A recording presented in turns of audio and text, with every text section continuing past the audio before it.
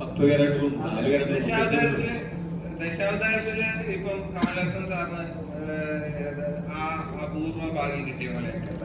അപ്പം ടോവിനോ എന്ന് പറഞ്ഞ ആക്ടറിന് ഇത് അത്രത്തോളം എൻജോയബിൾ ആയിരുന്നു. അതുപോലെ തന്നെ ടോവിനോന് ഈ 3 ക്യാരക്ടറിൽ നിന്നും എത്രയും മാറ്റി നിർത്താൻ കഴിയും? ഈ ക്യാരക്ടറുകളിൽ നിന്ന് തന്നെ മാറ്റി നിർത്താൻ പറ്റില്ല. കാര്യം ഞാനല്ല ഇത് ചെയ്തത്. മാത്രമല്ല മാറ്റി നിർത്തിയെങ്കിലും ശരിയാവും. ഞാൻ ചെയ്ത ക്യാരക്ടേഴ്സില്ല. പക്ഷെ എന്റെ പേഴ്സണൽ സെൽഫുമായിട്ട് ഈ 3 ക്യാരക്ടേഴ്സിനും ഒന്നാമത് അവർ ജീവിക്കുന്ന കാലഘട്ടം തന്നെ ഭയങ്കര വ്യത്യസ്തമാണ്.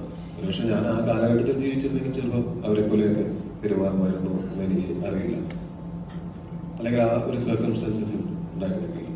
അതല്ലാതെ ഇപ്പോഴത്തെ ഒരു അവസ്ഥയിൽ ഞാൻ നോക്കുമ്പോൾ ഞാൻ എന്ന് പറയുന്ന ഒരു വ്യക്തിയും ഈ കഥാപാത്രങ്ങളും തമ്മിൽ ഭയങ്കരമായിട്ടുള്ള അന്തരമുണ്ട്. പക്ഷെ എവിടെയെങ്കിലുമൊക്കെ സിമിലാരിറ്റി ഉണ്ടാവും. ഞാൻ തന്നെയാണല്ലോ ഇത് ചെയ്യുന്നത്. പിന്നെ ആദ്യത്തെ ചോദ്യം എന്തായിരുന്നു? 3 ക്യാരക്ടർ ചെയ്യുന്നത്. അപ്പൊ ഞാനങ്ങനെ കുറെ കഥാപാത്രങ്ങൾ ഒരു സിനിമയിൽ അഭിനയിക്കണം എന്നൊന്നും ആഗ്രഹിച്ചിട്ടുള്ള ഒരാളല്ല ഞാൻ. ചില സിനിമകളിൽ അത് ഓക്കെ, അത് എന്നോട് ചെയ്യാൻ പറയുമ്പോൾ ഓക്കെ കൊള്ളാമായിരിക്കും, ചെയ്യാം. ഇപ്പൊ മിന്നലിലാണെങ്കിലും നമ്മൾ ആ ക്യാരക്ടറിന് നമ്മൾ ആദ്യത്തെ പ്ലാനല്ല, പിന്നീടാണ് നമ്മൾ അങ്ങനെ ഒരു പ്ലാനിലേക്ക് എത്തിയത്. അച്ഛൻ ക്യാരക്ടർ ഞാൻ ചെയ്യുക എന്നുള്ളത്. എനിക്കും അത് അങ്ങനെ ഡയലോഗൊന്നും പറഞ്ഞ് ഞാൻ ഡബിൾ റോളുകൾ അധികം അഭിനയിച്ചിട്ടില്ല. അതിനൊക്കെ മറ്റേ ഒരു ഷോട്ടിലും 2 ഷോട്ടിലൊക്കെ നമ്മളെ ഈ പറയുന്ന പോലെ വേറെ ക്യാരക്ടറായിട്ട് കാണിച്ചിട്ടുള്ള പോലത്തെ ഡബിൾ റോളുകളൊക്കെ ഞാൻ ചെയ്തിട്ടുള്ളൂ. മിന്നലിലായിരിക്കാം കുറച്ചും കൂടെ ഒരു കഥാപാത്രത്തിന് ഇത്തിരി കൂടെ ഡെപ്തുള്ള ഒരു കഥാപാത്രം 2 വേഷത്തിലൊക്കെ ചെയ്തിട്ടുള്ളത്.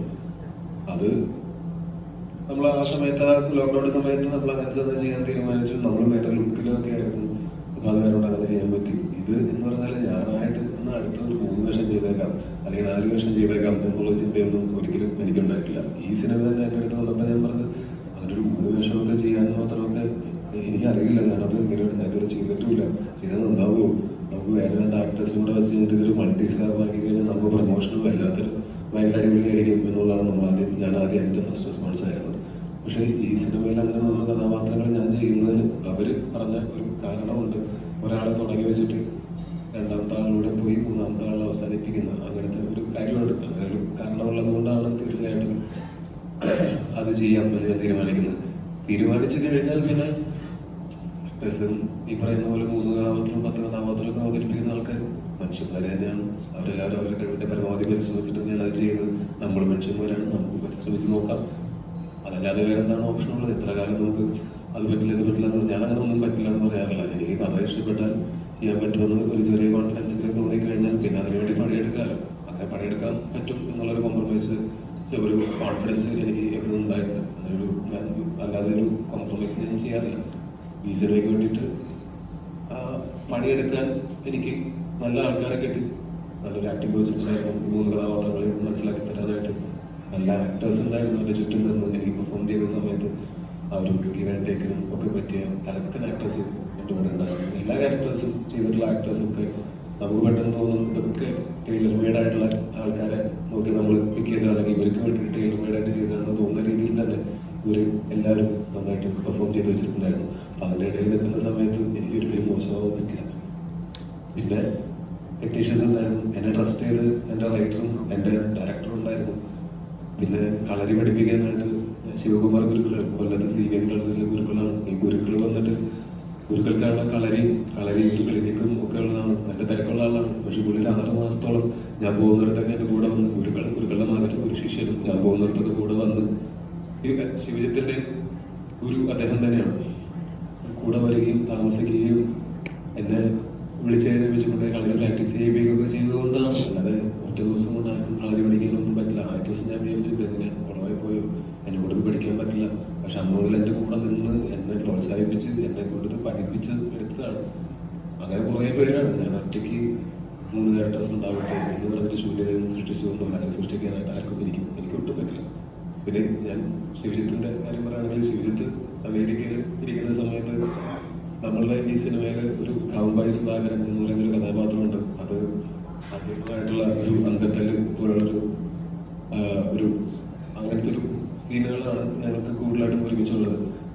അപ്പോൾ ആ സീൻ ശിവജിത്തല്ലാതെ വേറെ ആരും ചെയ്താൽ നന്നാവില്ല. കാര്യം എന്ന് വെച്ചാൽ 1.5 വർഷം കളരി പഠിച്ച് കളരി അറിയാവുന്ന ഒരാളാണ്. അല്ലാതെ നമ്മളൊരു അതിനേക്കാളൊക്കെ അപ്പുറത്ത് നല്ലൊരു ആക്ടറാണ്. നമ്മൾ കണ്ടിട്ടുണ്ട്. മാത്രമല്ല അത് ഞാനൊക്കെ അഭിനയം എന്നൊക്കെ പറഞ്ഞ് ചിന്തിക്കുന്നതിനേക്കാളും മുമ്പേ പുള്ളി സ്കൂളിൽ പഠിക്കുമ്പോൾ മുതൽ ഈ കലാരംഗത്ത് നന്നായിട്ട് പ്രവർത്തിക്കുകയും മോഹിനിയാട്ടം 2 തവണ കലാപ്രതിഭയൊക്കെ ആയിട്ടുള്ള നടനാണ്.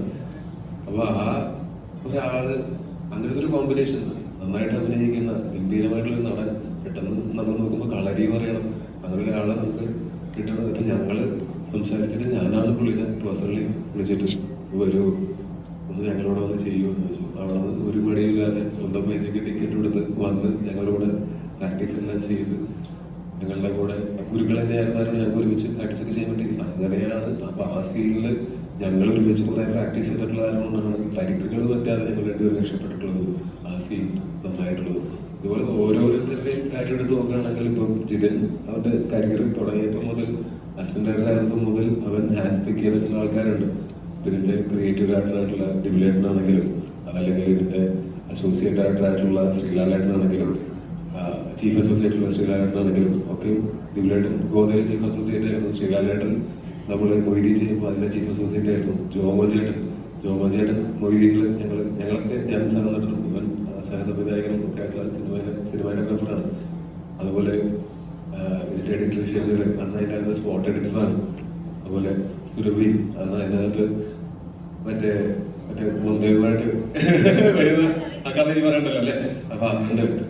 അതുപോലെ നമ്മുടെ സുധീഷ് ഏട്ടനുണ്ട്, അല്ലെങ്കിൽ ഗോകുലേട്ടൻ അതിനകത്ത് ഉണ്ടായിരുന്നു. അതുപോലെ നമ്മളെല്ലാം കുറെ നാളുകളായിട്ട് ഹരീഷ് ഏട്ടൻ ഉണ്ടായിരുന്നു.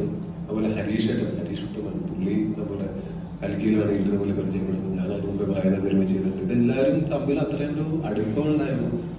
അത് ഇവൻ അന്ന് മുതൽ ഇങ്ങനെ ഹാൻഡ് പിക്ക് ചെയ്ത ആൾക്കാരാണ്. അതുപോലെ ഞങ്ങള് കുറെ നാൾ റൂംമേറ്റ്സ് ആയിരുന്നു. ഞങ്ങൾ 10-40 ദിവസം അമേരിക്കയിൽ ഒരുമിച്ച് ജീവിച്ചിട്ടുള്ള ആൾക്കാരാണ്. ഇങ്ങനെയുള്ള കുറെ ആൾക്കാർ ചുറ്റും ഉണ്ടാവുന്നത് കൊണ്ടും നമുക്ക് ഈ ഒരു പെർഫോം ചെയ്യാനുള്ള സൗകര്യങ്ങൾ നമ്മുടെ ചുറ്റും ഉണ്ടാവുന്നതുകൊണ്ടുമാണ് ഇത് ചെയ്യാൻ പറ്റുന്നത്. അതുണ്ടെങ്കിൽ ചെയ്യാൻ പറ്റും എന്ന് തന്നെയാണ് ഞാൻ വിശ്വസിക്കുന്നത്. ഈ 3 കഥാപാത്രം എന്ന് പറയുന്നത് തന്നെ മൊഴി